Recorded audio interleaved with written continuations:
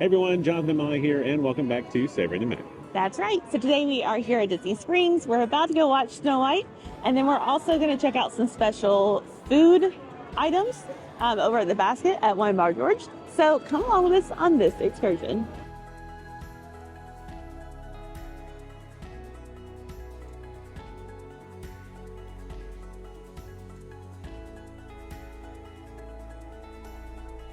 So we just got out of the movie we're going to talk about here in a second, but we were leaving and we noticed that Summer House is now offering a grab and go, can't talk, breakfast.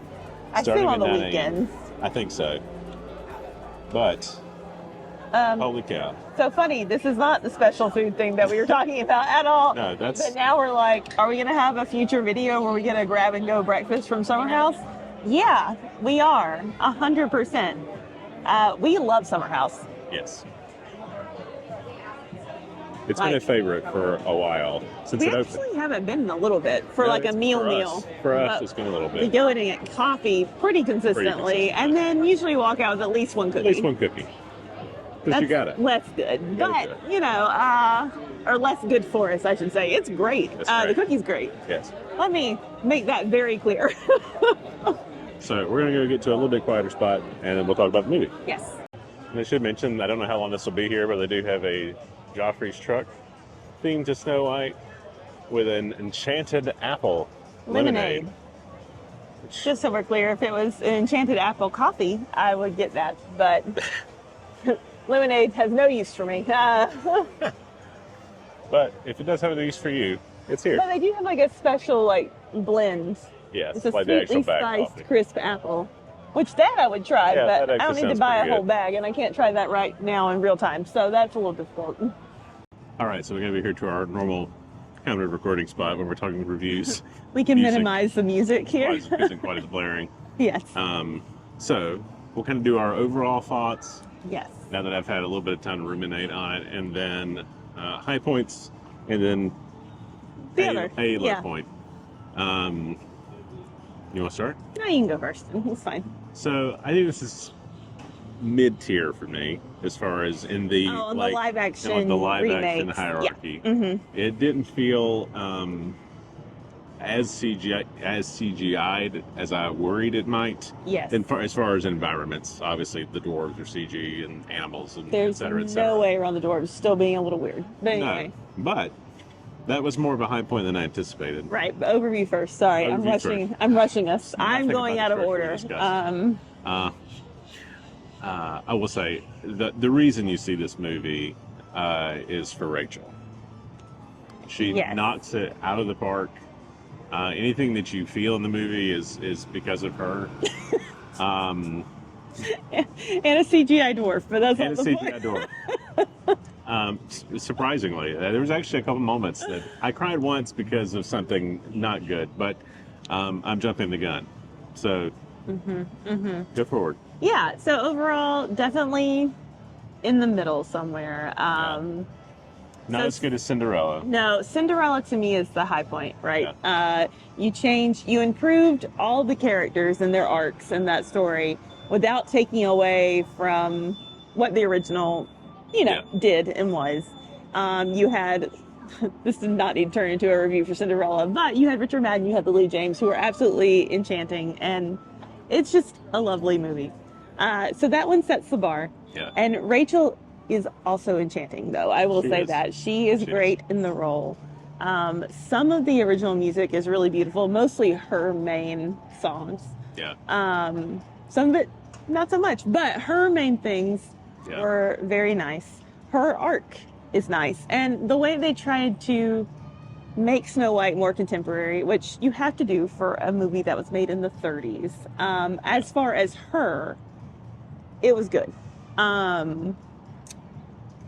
Yeah, I think that's probably a good place to start without getting into like spoilerish things. I mean, as much spoil as there is for a movie that's been out for 80, 90 years. There is that. So I'll just go ahead and say it. Gal Gadot. I think was very miscast. I think it was a miscast. In this movie. Yeah. She has a song that I wept through, not because I felt anything. It was just so bad. And it felt like something that shouldn't have even been in this movie. Like musically and like, it so was to me, so weird. I won't go into this all the way. This will be a 30-minute video of me complaining about this, but like, to me, like the evil queen is like one of the better villains that they have, right? Yes, she is. And she's not like a mustache twirly villain. No, but she is in this a little bit. This, and it's a little hammy sometimes, and it was weird. Okay, but I feel like also, and this is not solely on Gal actually, because some of it is the way that she's written. Yeah. And some of it is some of the costuming, even not everything. Some of them look a little bit more in line with the original kind of drawings and stuff and the character design, but some of it gets very gem encrusted and all this kind of stuff, but not in a good way, right? Like sometimes you can do that and it has a certain flair about it. This did not. So she feels more like just a caricature. Yeah, she feels like a caricature of a villain. And it's all contributing, right? So we were discussing as we were walking. We probably should have filmed it, but sometimes you need to get your thoughts together before you go on video. True. So the movie Snow White and the Huntsman with Kristen Stewart and Charlize Theron and Hemsworth and all that bunch. So there's a lot I could say about that movie, right? It's not a great movie, but Charlize is amazing. And what they do to redefine Snow White in terms of not necessarily her physical beauty, but with her fairness and with her character, right? It's worth noting, talking about this, because they're trying to do the same thing here. Similar. And you know, obviously the physical beauty is a part of it. You don't cast Gal and that not be a part of it. And same for Rachel, but you know what I'm saying. Yeah. If you're going to term the fairest of them all and then cast Gal, we know why. Yes. But it just did not do it as well as that movie did. No. And like we talked about, having Charlize in that role and having that kind of as a standard for a contemporary kind of take on the evil queen. Yeah. It was rough. It was hard to go from that to this. She was better. This is terrible to say. She was better as the old lady than she was. I knew you were going to say it, and I was thinking it, and that's not something we talked about before we filmed. So you're just getting real reactions, just unfiltered.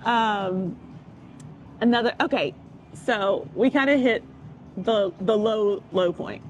Are we going to the doors? Is that what we're going to talk about? Well, before we do that, I will say this: there are some emotional moments in this movie that they want to pay off.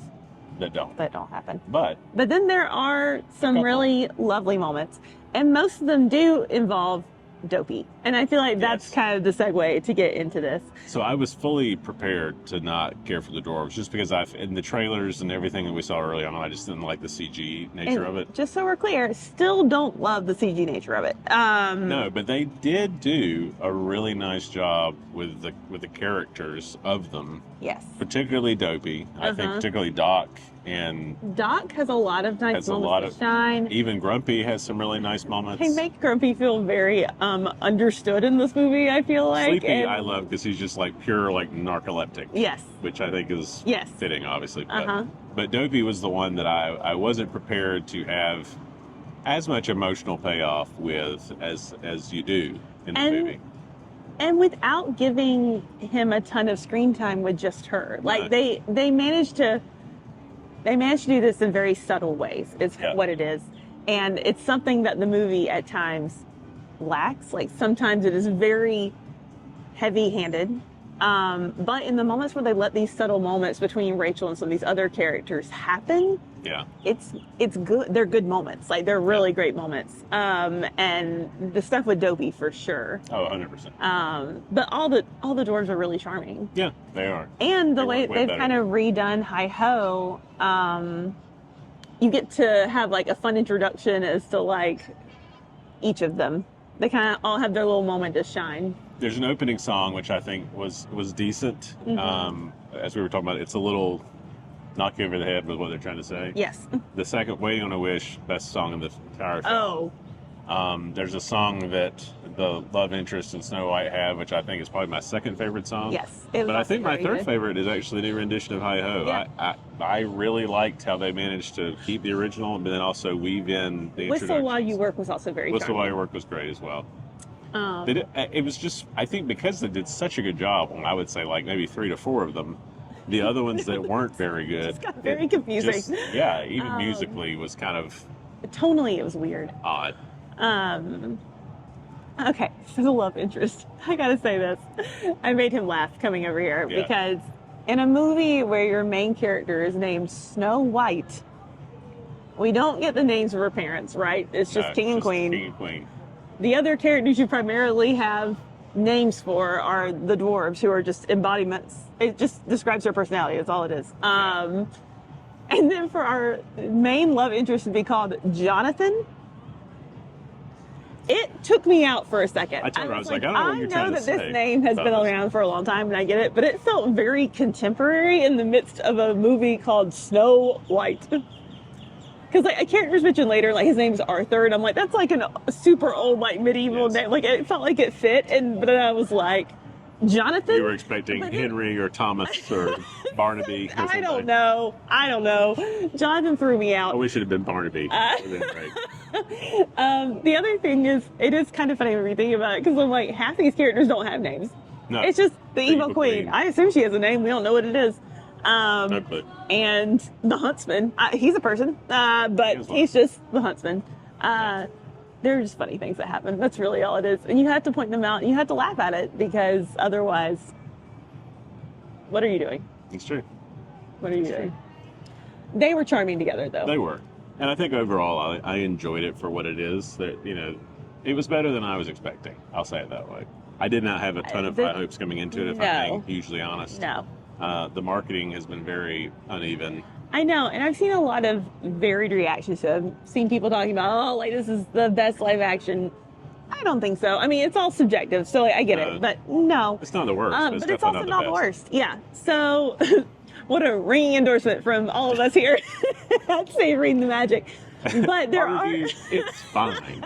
It's fine. But there are some very well done parts, and... If you're a Snow White fan, I mean, obviously go check it out. I think Rachel does justice to the character in spades, and I think they add enough to her, particularly, to make it worth the watch. But Snow White is not the problem with this movie. No. Ironically. Yes. But anyway, there you go. There's a brief, or not so brief, probably at this point, review, rant, whatever we want to call it. Let's go get some food. Oh yeah. So did we talk about what that was? No. I don't think we didn't talk about it yet. We said where it was Where it was at the basket at One Bar George. Okay, yes. So we're going to walk over there, and then we'll show it, and then we'll give props to Jonathan, because I had no idea this was happening, and I usually try to stay up to date on stuff. Drop the ball. But Well, hopefully it's still going on, because otherwise this will be a very anticlimactic video. Otherwise we're going to go back and get breakfast at Summer House to go. So. That's true. Let's go. All right, so here we are. We have made it to the Greek experience here at the basket at One Bar George. There's the view of the baklava that you really want. Looks incredible. We ordered several things. I had no idea that the fries were going to be this massive.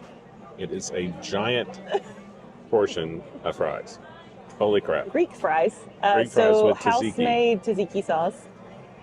And then... We got a spanakopita. And then we have a gyro. That's also still coming.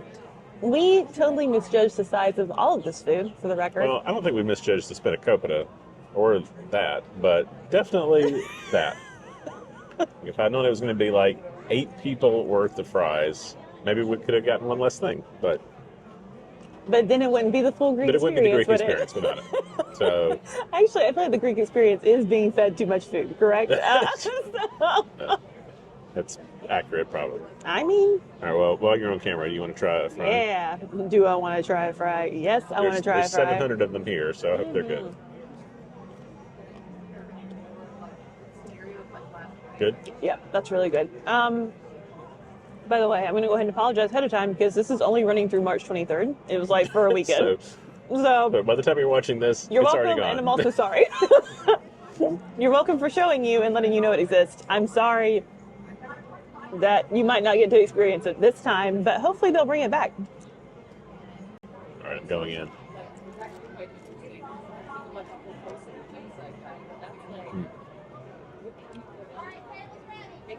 So they already have really great fries, but that tzatziki, that's the real deal. In case we needed it, more food has arrived. I'm glad we only ordered one of these because holy crap. Okay. The Epcot Food and Wine Greek booth can buzz off after this because this is like half the price, or this is about twice the price of what you pay at the booth. Yes. And this is a whole and it's about thing. 3 times the size of what you get there. I think just got tzatziki all over all me. 3 of my spanakopita from Food and Wine could fit into this one. Yeah. And they don't sell baklava or the Greek fries, but they should, as it turns out, because this is great. All right, let's dig in. What we've had is great. We actually haven't had 3 of these things yet. Maybe I'm just saying the fries are very good. Fries are good. It's good enough reason. We're trying a new thing. There's like a little Greek flag right there that's going to probably fly up in front of the lens, but maybe not. And for a second, we were like, "We'll just move it." No, it's stuck to the table. So just kidding. It's not not Greek moving. experience. So if the flag goes in front of your family, there you are. Yes. Okay. I guess we should try what we haven't been eating already. I've just been eating fries this whole time, as like we're filming. Okay. Do you want to? This will be easier to split first. Here. You want to half it? Just half it. All right. It should be noted that George himself handed Molly the napkins. He did. He's here all the time. All the time. Wine bars were just such a great experience in general. We don't do the basket as often as we could. Should. And should. But everything is delicious. And they do serve the mac and cheese bites here, which we did not get today because it is not Greek. But so good. So good. All right. Cheers. Cheers. Ching. Ching.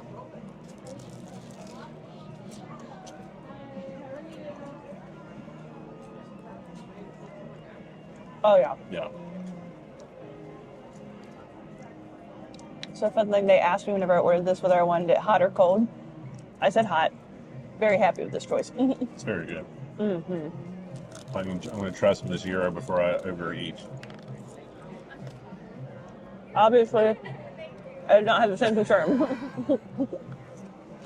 This cutting process is going great, by the way, in case you guys were wondering. Nothing is happening. Maybe we'll just rip it. Rip it good. Dun, dun, dun, dun, dun. I can at least cut the insides. It may be enough to get this is a fun conversation out of context. It is. Makes it just sound like I'm murdering something, but it's fine. Hey, okay, pretty close. Mostly worked. All right. Now that I've made the world's biggest Cheers. mess. Yeah, Clean. cheers.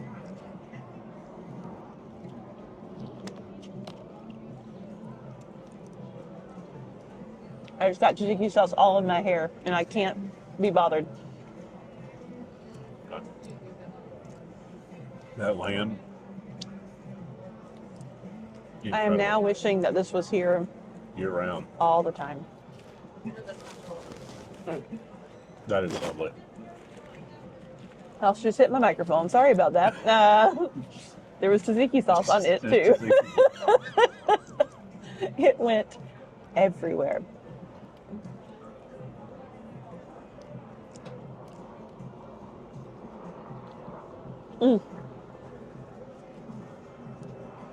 This vlog has quickly devolved into just watch us eat. Mm-hmm.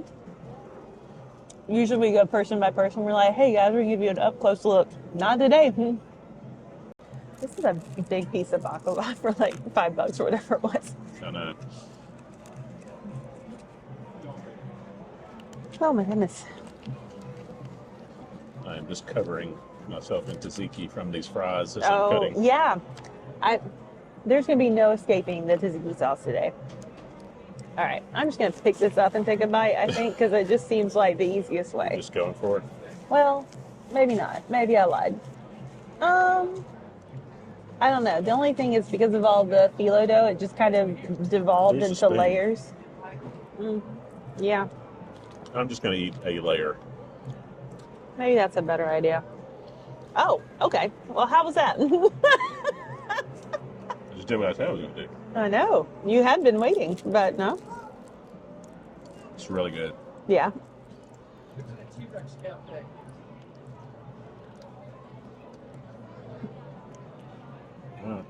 Big moment. Mm-hmm. Oh no. Oh no. Oh no is right. So,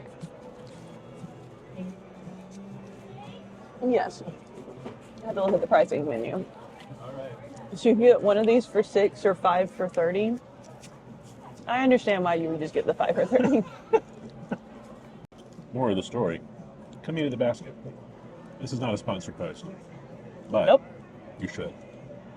Even when they're not having Greek food, but especially if they're having Greek food. Especially if they're having Greek food. Mm-hmm. All right, the feeding has concluded finally. Yes. And now it's time to take a nap. That's right. Nap time, right here on this bench. Although we did finish off those fries We did. somehow, which means we both approximately ate about 2 pounds of potatoes. And it was great. So Good thing there's some Irish rolling around in there somewhere. Genetics. Yes, somewhere, genetics for the win. It was all so good. Very good. I mean, I know you guys kind of got to just sit there and watch us eat it. Sorry. But You're welcome. it was delicious. They need to do that more often than what they're So, doing it. if you're watching, just make it a year-round thing. Yes, agreed. My opinion. Greek food. Humble opinion. Wonderful. Yes. All right. Well, if you enjoyed watching us eat, let us know in the comments below. Have you ever eaten at the basket? Let us know. Have you had the mac and cheese bites? Those are normally there. That's right. Tell us about your All the time. experience. That's right. If you enjoyed the video, be sure to like, comment, subscribe. Really helps us out. But until next time, keep savoring the magic.